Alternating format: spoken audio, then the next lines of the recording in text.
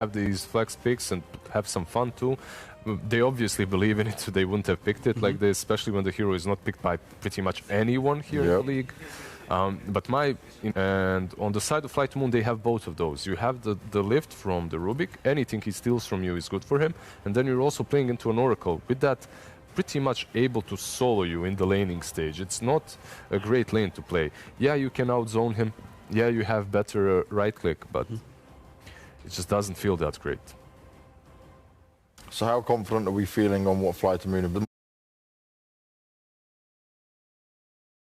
More of a chance in this one? They've solved the problem of making the Pangolier look good in their draft. They've got a Void now who can just start the fight with Chrono, and Pangolier can then cut through at the right time. He needs a blink though, something like that, yeah. right? They lack a lot of damage though, right now. Both heroes are pretty much item dependent. Void needs either Diffusal or Maelstrom to maybe have some damage in that Chrono.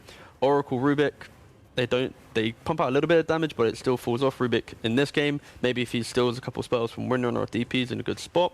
Again, actually, it's a really good Rubik game just for the Timbersaw matchup. You're going to be able to steal Whirling Death, make that guy feel a little bit squishy. But I feel they're very much tied to the fact that they need items. They need to play off of a decent presence on the map, which they didn't really have in that first game. Would you make of that Reggie Lizard? OD here with that Void versus the Timber. That's so slow though. It is. Very slow.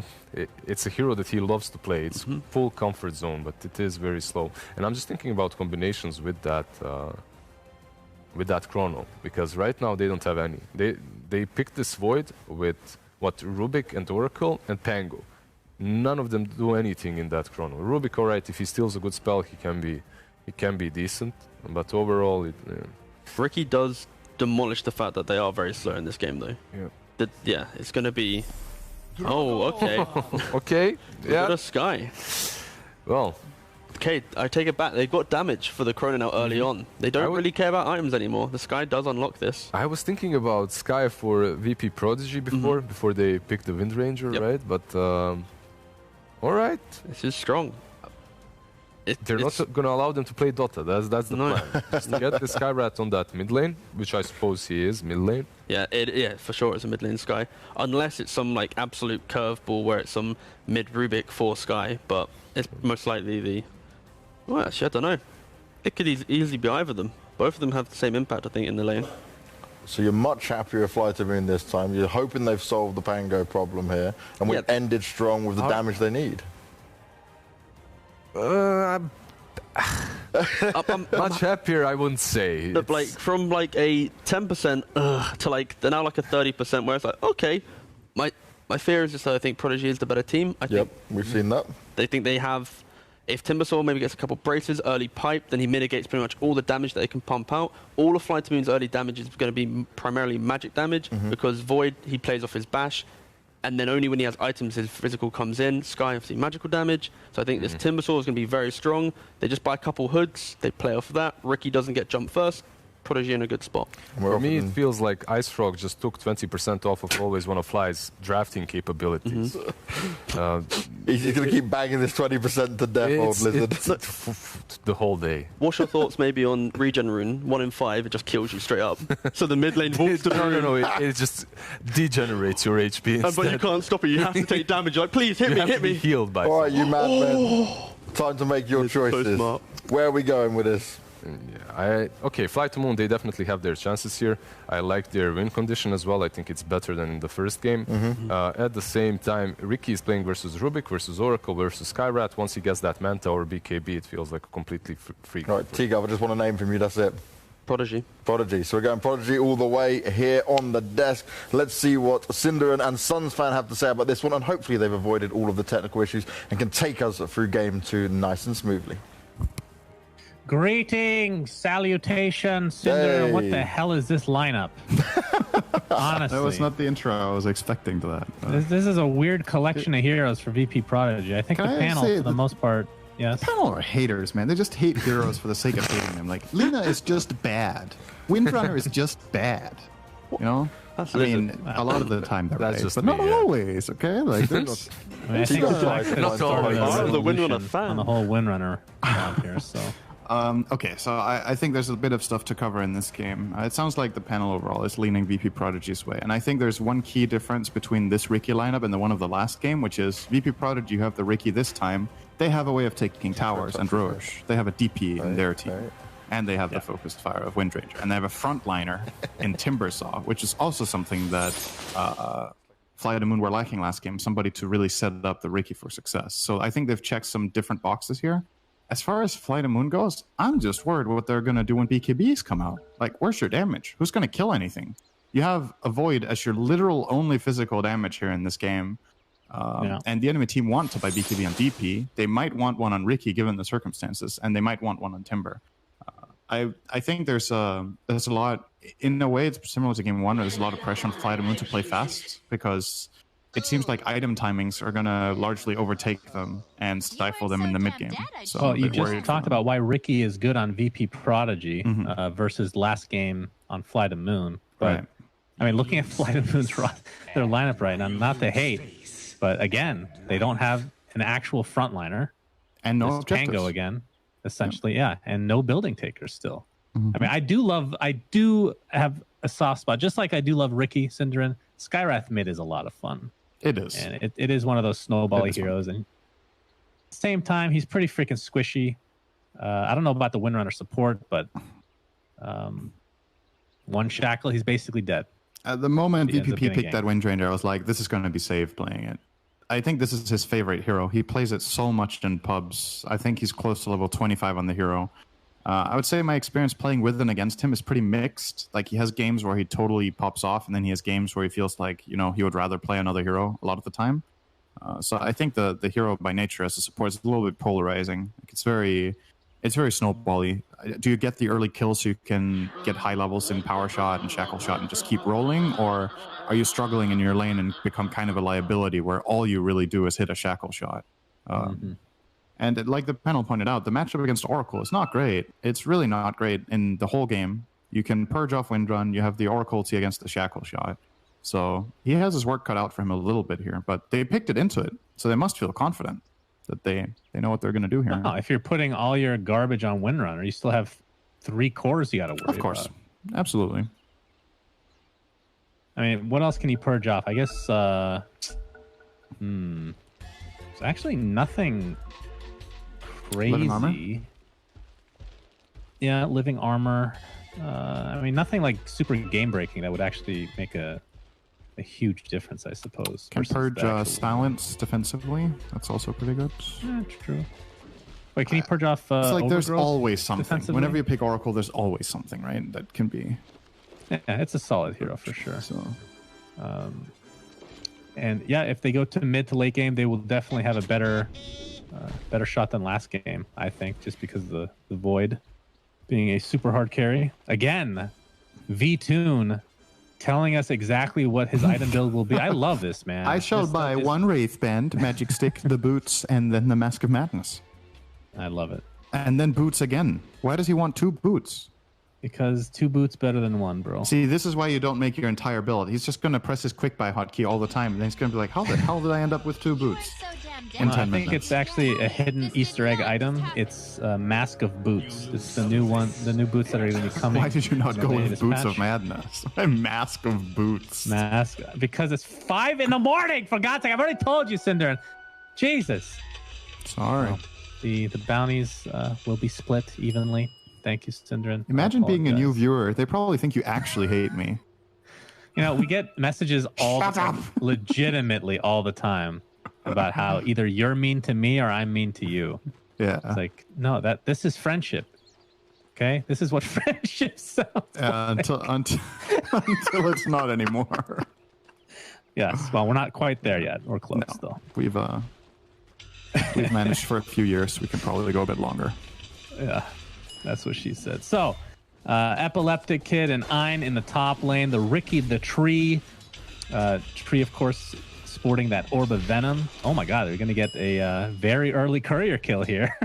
Jeez, that is like very fortunate for Aloha Dance, just running into that randomly. And not the greatest micro. Oh, that was not a good... That was really not a good Nature's Grasp right there.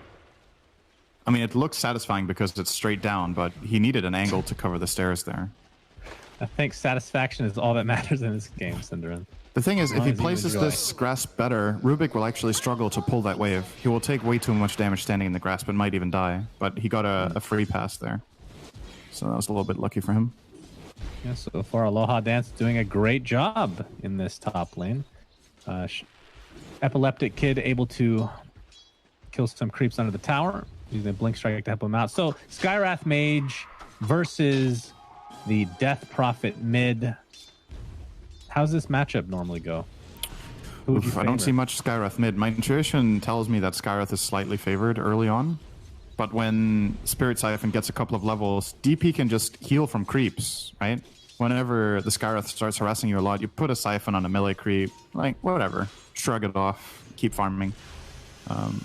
To me, the Skywrath mid in general as a concept is just extremely high risk, high reward, right? If the hero needs to snowball, it's not good enough to just farm. You have to make moves. You have to find kills. Lane, Ein getting swashbuckled and taken out. First blood for FlyToMoon, an Epileptic Kid. First blood. First Do you blood. like Pango's accent? Yeah, it's fine. Yeah, I like his theme, if you will. How is it that Zoro sounds? Is that the same accent Zoro has? It's been so long since I saw Spanish? that. Is that what it is? Like Three Musketeers? Pango's is French, right? Yeah, that's what I'm saying. So it's not quite the same. No, I said Three Musketeers and the other one are but you said Spanish, I believe. Yeah, Zoro is Spanish, isn't he? God, I hate you.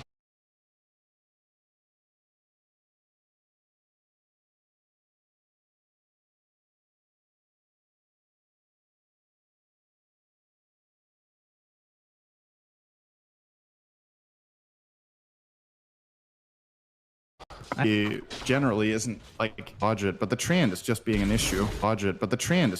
issue. So they're gonna just avoid facing the trend at all as a lane. Just keep cutting and pulling. And it's working out pretty well. They're getting really good farm on the Pango, 17 CS right now. A couple of those are small neutrals, so still slightly behind the Riki, I would imagine. No, actually, he's top net worth. He got the first blood. I forgot that. Save will get dropped, but it was a trade for the Oracle. So support for support.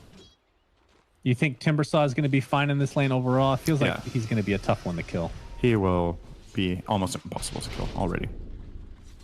Oracle has some decent magic nukes, but Void's damage is negligible against this hero. He kind of needs to bash to get that magic damage in. How is Void's laning saves these days?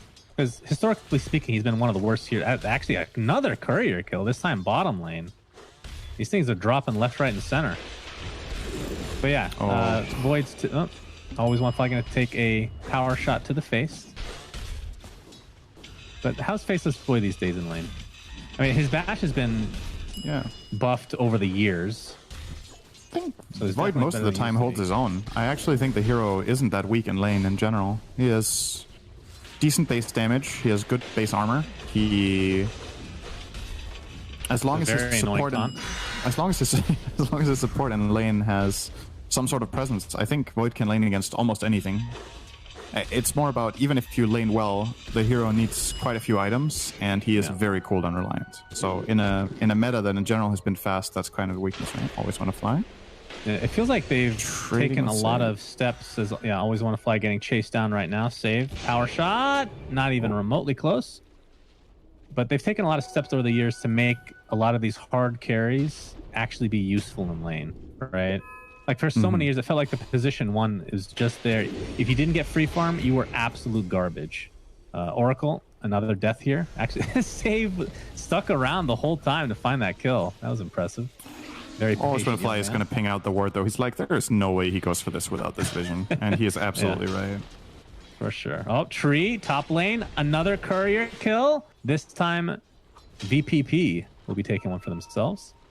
Trying to get back on the board here. I believe it's a 2-1 score in terms of courier kills.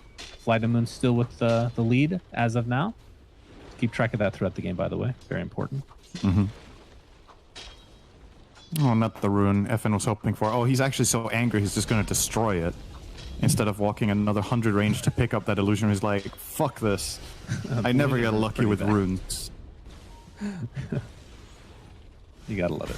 Oh, Save is actually in the mid lane here, looking what for is that? Oh, is that a bait with the courier? Oh, I love it. Courier. Oh, that's so sexy. Yeah, that shackle shot will connect. Beautifully executed if they can get this kill. Pops the exorcism. Iceberg is still alive, and the TP support is here. He finally does go down. See if they can find another kill here. Aloha Dance TP's into his death, essentially. Shackle Shot does not connect onto General, but the Exorcism is still going. They're going to get 3 kills, all of which are on FN, who has now won this lane convincingly. They deserved that after that courier bait. That was my favorite play of the series so far. Of all things, the thing I love the most is a little donkey running down the mid lane. But that was really, really nicely done. And yeah, these rotations from FlyToMoon, you're not killing the DP there. They weren't even close, actually. So got to cut your losses. You could have lost your Skywrath and been like, okay, you know, easy to say in hindsight though. But yeah, big for FN here. I mean, when you have a 2-to-1 courier kill lead, Cinder, and you want to extend that as much as you can, but the donkey was his death as it. I mean, triple kill for freaking from DP. Thank you. I am the donkey was his death. Aloha Dance might be in some trouble in the top lane. Shackle Shot will not connect, but luckily he is surrounded by enemy heroes who are able to right-click him down very quickly. So yeah, Iceberg, in terms of CS, 31 and 14 versus the 35 and 11. So neither mid lane is really getting that many last hits. But then if you go to the net worth, DP is on top, Skywrath kind of in the middle. Yeah. 3 kills will do that to you. Yep. Helps a lot. And, that's probably a dead Wind Ranger here. Yep. I'm going to change that to a definitely. Was popped here. Able to do a very nice job of bouncing left, right, and center. And Iceberg able to get 1 kill for himself. Of course, he would rather get one on FN, who just killed more than half of his team in that mid lane. But it's not to be as of yet. You need to, activate Flare, Skywrath as much as possible. I don't know if he's going to skill it now. I think he's going to skill Arcane Bolt again. Yeah, he will. Thompson's default build on mid Skywrath, I think, is 4-4-1, and then sometimes he deviates and gets Mystic Flare. The thing is, especially with a low-level concussive shot, you don't really set up your own Flare very well, and his team's stuns are not that reliable except Chrono. He might get to level 8 just to play with Chrono, but outside of that, a lot of the time, just maxing the other spells and playing high harass style has a lot of value. So we'll see what he chooses to do. Rubik Telekinesis not good enough for him, Cinderin. It's only a 1-second stun. Yeah. Kind of unfortunate. I mean, if you look at their lineup, before this last pick, and the panel kind of brought this up, they had absolutely nothing to go with the Chronosphere. I mean, Pango with a Void on your team is a lot of times just very annoying to deal with, because then you're like, where do I roll when you Chrono first? Like, you're actually just wasting it. I feel the same way to an extent. Like, I've seen some of the some strategies over the years with Void where you pick a secondary teamfight presence that kind of wants to do the same thing, and some of them work really well and some don't. I think my favorite one with the Void is probably something like Sand King offlane, where you can set each other up, right? You can get a really good Burrow Strike, and then you can Chrono on that, or if the Void finds the opening, then you can Epi and follow up with that. But for Pango, it's just awkward a lot of the time. I had the same gripe with some strategies that played Void plus Storm Spirit together, where it's like, yeah, you get this great Chrono, but Storm can't get in there and deal all his damage, because a lot of it is Remnant, and he can't use that in there. Whereas the counter argument is, well, if Void is keeping 2 heroes in place, Storm gets free reign of jumping the backline. So that's a different kind of synergy too. It's just, for me, Pango's like a less mobile Storm, right? So navigating around the Chrono can be pretty awkward. So I'm definitely. I mean, a lot of times you're already. Oh, he's even dead now too. Thunder. Oh no. Yeah, he's silenced up. What was that accent? Very interesting. Oh, okay, he's not away dead. To safety. They messed up. That is a Pango main right here, as what we call it, Timbersaw. Looks like he died, surprisingly, in the bot lane. Chronosphere was used. Looks like he died. Does indeed look like it. He is dead. But that is the first Chronosphere. Yep. And the Mystic Flare was used as well. So you were right. It was set up there. And that's honestly their main combo this game. Yeah. I feel like that's the main way they get kills until Void can actually get some items to be able to solo kill people themselves. Now it looks like they're going to lose mid tower, because now they have no Chrono, no Skywrath Mage Mana, and no Pango ult. So yeah, Yeah, you lose this Timber Saw, but the trade-off is obviously really good here, getting the tower. Nice try from Always Want to Fly. Almost got that deny, actually. It's very close. So Void grabbed this Mask of Madness. He can now use this to farm Ancients. Something I'm a big fan of in Dota right now is when any hero on the team can farm Ancients and makes that a priority. It's the fastest way of getting neutral items. It's the best way of draining gold out of the map that's usually inaccessible. Because all heroes can go and kill lane creeps, right? Or the smaller camps. But if anyone in your team can kill these Ancients, there's just so much more gold to mine on the map. He only killed one, though. Got scared that he was going to get caught off here, so he backed off and went top. Yeah. A lot of people were missing from the map. Yeah. Chronosphere up in another 70 seconds.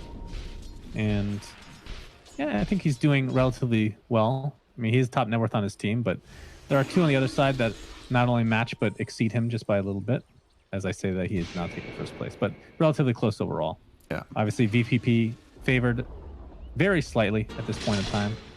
But I think a lot of this, again, I think the most important hero in some respects for VPP is this Timber Saw. I don't know what the answer is other than like Skywrath Mage is your main answer, right? Yeah. If you're not able to get that Mystic Flare on him, I don't know how you kill him. And who's Void buying Vessel? Actually gets a lot of items. Are you going to get a Vessel against this Timber Saw? Nobody has it queued up. Pango isn't planning on it. He looks like he's going Maelstrom again. Rubik has Arcane Boots, so he's really far away from a Vessel too. Oracle can't afford it. Skywrath doesn't want to buy it, and Void absolutely does not want to buy it. So I think I'm with you there. Timber is going to have a really good time. Like, I don't know how they're going to realistically deal with him. He has a hood, wand, and one bracer, and living armor. I assume next really item is Lotus Orb for him to be able to take off Silence. Lotus is good. He could even complete the pipe. I wouldn't be too mad at that. There's so much AoE magic damage on the Radiant, right? All of their heroes deal magic damage, all 5. So quite a lot of value in that one too. Well, Iceberg's almost finished with his 8 toast, so that'll provide him a little bit of lockdown to be able to solo kill a couple of these heroes if everything goes well. I mean, it's kind of a slower paced game that we've used to seeing. As General is going to get gone on here by Epileptic Kid, but won't be able to find the kill, it looks like. Who does this favor? This like kind of slowish pace versus last game? I think it's a bit less binary this game than the last one. I don't know if anything can be less binary. I guess it can't, but you get what I'm getting at. I get it, Syndra. Yeah, they Void has always been one of my favorite late game heroes. There's always so much potential, but I'm a bit worried about Skywrath's ability to scale. Whereas on the other side, I feel like both Timbersaw, DP, and Ricky, all 3 of these heroes are more scalable than Skywrath in a lot of games anyway. So if we keep this slow pace up, my question is just like, how does Iceberg remain relevant in the game? He might get a relevant kill right now. Can open and burst this chance. He got Overgrowth off. Overgrowth was off. Oh, he could have gotten a really good double shackle. Beautiful shackle shot. They're going to find 2 heroes. That Chronosphere would have been so good.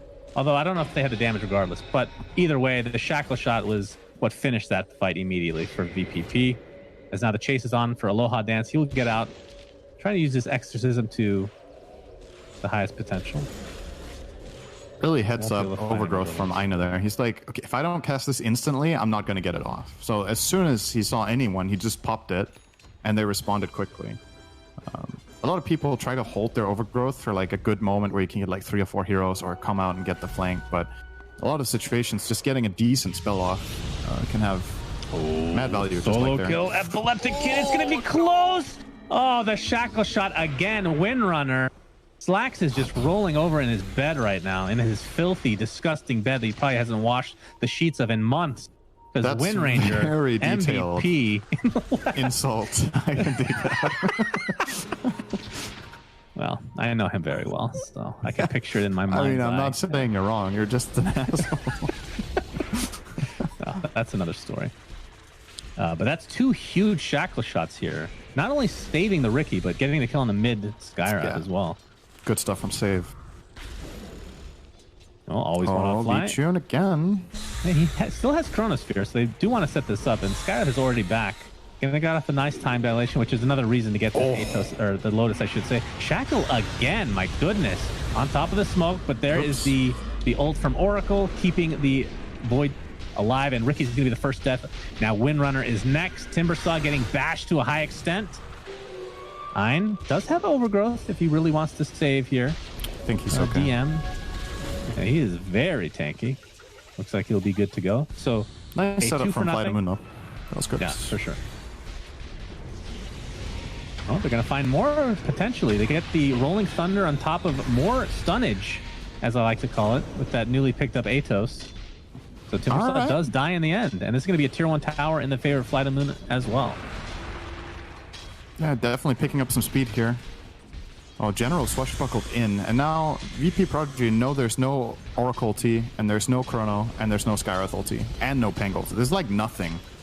I think they're making a mistake not defending this tower with DP. I'm pretty sure DP could have just TP'd in and got the job done. Overgrowth after the tower has already been taken out. Shackle again. This time it's onto a creep. A Pangolier getting stunned very high. Iceberg very low in the meantime. Can they finish him off? They do. Epileptic Kid able to use his tricks of the trade to stay alive. And now V-Tune is the 3rd death in this engagement for FlyToMoon. Make it 4 with Always Wanna Fly. So despite losing the tower and a couple heroes right before that, BPP coming back with a vengeance. That feels like it could have happened 15 seconds earlier, and they could have saved their tower. When you have Trian, if you just save this tower on 5% HP, it feels so bad for the enemy team. So yeah, it's a great fight from Prodigy, but I think that could have been actually done better. Compared to how they usually play, that was a little bit too slow for my taste, but still. Yeah, I'm criticizing the team that just got 4 kills, right? But judging from all the cooldowns on the Radiant, I think that was a really easy defense. So it should go like this.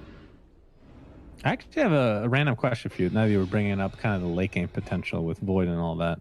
So since Ags was changed, I know this is a hard question to answer considering that lineups are always going to be different. Late game Void versus, we might have a gank here. I have to hold that thought. Iceberg. It's going to see Timbersaw by the Ancient Camp. They definitely want to get. Oh, that's a dead Windranger. Oh, they're actually going to find Windrunner instead, so I guess Timbersaw will live. But Void late game these days versus his old Ags, because let's say the game goes extreme late. Okay, let's say 16 minutes. You're getting like Ags from Roche. So before it lowered the cooldown of your Chronosphere, which is obviously in most cases the most important spell in the game. Yeah, but now is it like the bash through time walk? I believe it is, right? Yeah, everybody you time walk through gets procced with time lock. Right. So what do you consider, like, does that make him a better carry late game, just worse at like the wombo combo potential? Yes and no. I think it really depends what you're playing against. If you're playing against, say, Phantom Lancer, for example, I think Void is a lot better late game with the time walk. You just bash all of the illusions, right? I believe there was a counter build. I don't know if this has been changed or if I just haven't seen the matchup lately, but Void started buying Battle Fury into Ags against PL, and whenever PL was fighting, they would just time walk through PL, bash all of the illusions, and cleave on the way. Okay. I'm not sure if that got changed since I haven't seen it since. I don't think I remember anything being changed about that, so it probably still works the same way. But in this game, I think Chrono cooldown would probably be better. Like, who are you going to time walk through in this game? As Void. Like, maybe you get 1 value bash on DP or something, but compared to a Chrono cooldown, I think I'd rather have that. Oh, they found him. Here, another shackle shot, and Faceless Void is done. TP is not there in time, and funny thing is, FlyToMoon was relatively close, but just not close enough, it seems. Mystic Flare being shared in damage, very nicely done from VPP, as the root keeps the Pangolier in place. DP will live for now, has the Blink Dagger and Blade Mail intact. And the fight is on. Aloha Dancing to get chased down to 2 for nothing. DP finally gets killed after all of this. Lives for an extremely long time. And now Timber's on a little bit of trouble. Save, though. Has the Shackle Shot, which he's pretty much hit 100% of.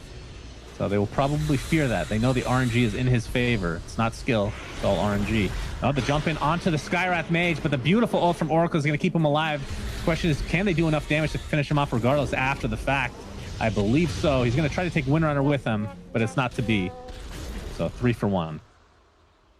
Actually, 4 for 1 because they started with Void. Yeah. Void kill. I don't think FlyToMoon had any business sticking around there. They had used everything in their tank except Oracle, but Skywrath is not getting kills on this enemy team unless they really screw up in that moment without his ult. So yeah, FlyToMoon a little bit stayed a little too long, and VP Prodigy punished them for those extra kills. No objective taken though, but bounty runes will split 2-2. And The biggest thing in all of this was that Void got delayed again, right? He really wants this Manta style that he's building into Wart so that he can solve the overgrowth problem. He can solve smoke screen to an extent.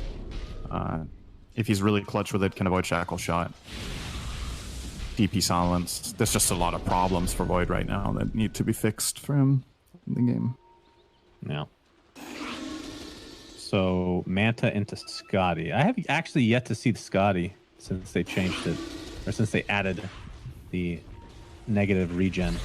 Decent value this game. Timber plus DP plus living armor. It's nice to get some healing reduction out, but to be honest with you, I don't know if it's the right choice anyway. I think he needs more damage. Yeah. I'm worried for his team. We have this BKB problem that I talked about earlier, where once the BKB start coming out, DP is pretty close to hers. Like, if you don't guaranteed chrono people that aren't BKB'd, your team is not killing the ones you get. If you chrono a DP BKB, it doesn't matter. If you have a damage item on Void and you chrono her at like half health, for example, maybe you can finish the job, and that's obviously a huge deal breaker. So, would maybe see something like a Daedalus even after the Manta could be a thing. Butterfly, not so good this game. Yeah. I do like the Scotty, the idea of it against this lineup, but it's just at this stage, why now? Why not something like that? Feels like a third or fourth item. Yeah, I agree. I'd like some more immediate damage. Epileptic Kid, he's getting stunned here. Oh, that was a fast roll. What the hell was that? Was that a Force Staff or something? Oh, he has Force Staff. I didn't even know that worked like that. That's cool. Wow. The Rolling Thunder Force Staff. You can tell I never buy support items on my Pango. Save. He is surrounded. And he juked the maximum amount of time possible there. They covered every other angle first. But no TP scroll. So it doesn't get out. Nice pick. Second death on Ricky. Delaying his Manta. He needs it for similar reasons. He's getting screwed over quite a lot by Skywrath's Atos plus Silence combo. Oracle Root is an issue. Even time dilation can be problematic for Ricky in fights. Much more even game, I would say, than the last one. Not really because the gold is much more even, but it feels like both teams have a more reliable way of winning. Last game, I was worried that FlyToMoon would not find a way to end the game. And in this game, it seems more there. It's still not favoring them overall, but I've seen Void win many a game. So I'm still a believer. That's the big difference, right? They kind of have the same lineup as last game, like we talked about to a degree. The same weaknesses. The biggest difference is they actually have a carry that can go into the late game. They don't have a Ricky that goes Diffusal Manta and can't keep up with farm on versus the Troll. V-Tune has switched it up, by the way. Finished the Manta, is now going Diffusal BKB according to his buy. Yeah, I don't know about that Diffusal, if I like that. Yeah, it's not bad. VP Prodigy in really good position here. Yeah, nice deny tower here from V2. But we'll deny. Yeah, Chronosphere is available. General ready to go with that Rolling Thunder. DM, don't give an F. See his super tank. He's going to jump right in fact. There you go. Hello. I mean, he did that last game on the Mars. Chronosphere onto one. Ricky is dead to the Mystic Flare. A good combo. Question is, can VPP survive this any longer? Aloha Dance is ulted by the False Promise Oracle. That is on a support. We'll see if VPP can take advantage of this and go for a core hero or not. But DM not able to find anybody, and it looks like the rest of VPP are kind of wanting to run away here. They're going to get a bounty in the midst of all this. And the DP ult is essentially wasted. They really haven't done much damage at all. There's a silence on top of Timbersaw, taking amplified damage as well. Gets glimmered, but the dust is there to help finish him off. That's enough damage. More than enough, in fact. So a 2 for nothing as FN is now on the run. Oh, nice. Blade Mail activated, but again, the great aggression from FlyToMoon. Treant Protector will attempt to get out of dodge, but that's not going to be enough. So a 4 for nothing, kind of a scattered fight. It was like 2 mini fights with a little break in between. Kind of odd. Just waiting for that DP ult, I suppose. Yeah, exactly. I thought when they got the opening on Ricky that they were going to commit harder with the Pango roll, but he saved it for like 30 seconds. They were like, okay, let's disengage from the DP ult. We're not worried about them chasing because there's no Ricky. And once it's about to expire, we're going to re-engage them. And yeah, it worked out wonderfully for them there. It's honestly really important for Prodigy that Epikid doesn't get caught first. And it's happened 2 or 3 times in a row now that this Ricky just dies off. He really needs to be able to fight here. Anyone else really can get caught than him. I think he's the worst possible hero for them to get caught. If it's Timber, it takes a long time to kill him. If it's DP, she has a good chance of staying alive with the counterplay. If it's Windranger, support who can probably buy back. Treant, you know, similar logic. I'm a little surprised that they've been getting aggressive knowing that he's not that far away from finishing Manta. I mean, that saves his life at least on a couple of those occasions. But the surprising thing for me is that Pango is second in farm in the entire game right now. So having a much better game than last time around, which wasn't even that bad. He's going to Rolling Thunder just for the kicks. Tried to find Ricky. Didn't manage. Oh, they actually do run into him, but they don't see him because the sentry is there for the opposite team. Always want to fly. Getting quite low. But silence and a lot of damage being applied to Epileptic Kid. Still does not have that Manta, about 500 away. But the tier 2 tower will help. And I do believe that they will wait for this ultimate orb now. Kind of surprised that they haven't done this earlier, but regardless. Yeah, back to General though. He's very farm. He's very close to Aghanim Scepter now as well.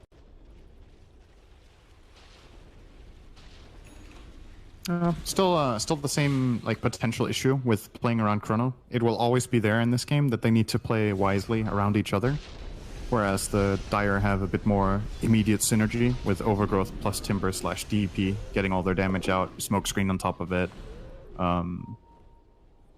But I think this game is going better for FlyToMoon right now than I was expecting before the game started, so I give them a pretty good shot here. Now another item, the Void will finish off the Diffusal. Still a bit on the fence about whether that is a good item here compared to just having more damage, but either way it's completed, so it's more progress. Why do you not like you wanted like a bigger damage item, something that's a higher tier perhaps? I get the mana drain being really good against a hero like Timber. Oh, V-Tune, he just barely got the force. Yeah, just in jump time. Off. Gonna get the time dilation, but there's the Lotus to counteract it. So usually when you're Void and you're buying Manta Diffusal, it's like right now this Diffusal might seem really good, but in 5 minutes, if it doesn't pay off right now, you would have maybe been better off having more damage. Because the problem is, yeah, it's nice to mana burn the Timber. The DP has a BKB. Realistically, you don't get to burn Riki out of mana or the Treant before they get their spells off. So, and do you need the slow? I don't think you do. All right, Treant's gonna die right away. Yeah, I know he isn't. You hear from General, but the Overgrowth is there. Looks like Oracle's gonna be the first to fall. Chronosphere onto 4 heroes. Do they have the follow-up is the question. General kind of stuck inside that Chronosphere in the meantime. A 1-for-1 as Ricky is the first to fall for VPP, followed by Windrunner. The chase is on now. His Faceless Void able to get out of dodge despite being silenced. The buyback now onto the Windrunner. I believe VPP are on the run completely. And DM pretty much out of mana. Nice lift just as that Timber Chain was about to connect with that tree. And this should result in his death as saved. This could be a dieback. He comes in. 4 steps to the high ground though. Gets slowed, gets dieback. Oof. That is a 5-for-1. Oof. The FlyToMoon looking real good now. Yeah, there were many really good plays in that fight. I thought Treant wasn't even going to get ulti off. They get the jump on him with the silence. He gets instant Lotus Orb into Overgrowth, but then the 4-man Chrono just ruins everything from Prodigy. They piled up. They were ready to get all the damage out with their Riki and DP, but get shut down. They again just isolate and kill the Riki first, right? He's dying first in these fights. And I think it's the perfect targeting for the Radiant. Just take this Riki out of the fight every time. Make him a non-presence, and then you can outrun the rest of the team if you need to, or you can pile on top of the DP afterwards if you're feeling strong. It's really the Riki that gives them their ability to truly pursue. And yeah, he's dying first every fight. It's just not there. You like Diffusal now, Cinderin? I don't really Epileptic Kid. Oh my god, is he dead again? Yes. Oh, wow, he is actually just feeding now. Jeez. And that's while they were roaching the whole time. Yeah. Didn't even need their core heroes there. It's starting to look real good for FlyToMoon now. Yeah. When Void gets his next item, high grounding becomes a possibility as well. With this Aegis, he has 5 minutes. Looks like he's eyeing up a BKB. Don't know if that's necessary when you have Manta in this game. But maybe MKB is just super value this game. Not only against Windrun, which not exactly hitting him, but the smoke from Riki. Yeah, that's kind of true. the damage item you're looking for. BKB has the same effect, right? Like then you can, not against the Windrunner, but at least against the Ricky, right? You BKB up, you ignore that. And usually, historically, you would see carries a lot of the time go Manta plus BKB against Treant because the overgrowth is just too big of a problem, as well as his old root. But now without that one, I don't know if you really need both anymore. It still probably is a feel-good item. Still a bit low on the damage side, but for now they're holding up with Skywrath and Pango. Didn't foresee Pango having this good of a game. I think it's really played a big role. General's doing so much damage in this game. Well, it's a combination of that and the fact that Epileptic hit on the Ricky. I mean, look at his net worth. He is... I mean, then again, Skywrath Mage is not doing that well either, and that was their mid, right? So, but Pango's made up for it. That's the big difference, I suppose. Aloha Dance is initiated on. There's the Shackle. We haven't seen those in a while, but Chronosphere onto 3 heroes. That is an Aghanim Scepter. Skywrath Mage, a double kill for V-Tune as a result. Overgrowth to follow, but that's the Manta taking that off completely. Ein looks like he'll be finished off with ease, and that nice double stun, repeated stun from General. And this is looking real good. In fact, they're just going to call it GG. DPP is ready for the next one. Ricky died so hard this time, he died for real. And they were done. Yeah, he's not coming back up. They're not playing 4-on-5. Epi was out of there, yeah. Really nice play from FlyToMoon in this game, I think. I mean, it's easy to say after they win, right? But they had some awesome chronos. They really, I think they took a lot of advantage of just small moments of opportunity. Like every time Ricky was out of position, they're really quick to react and jump on it. I think, for me, the defining story of the game is just Ricky getting caught. Every fight, 4 fights in a row, and then the game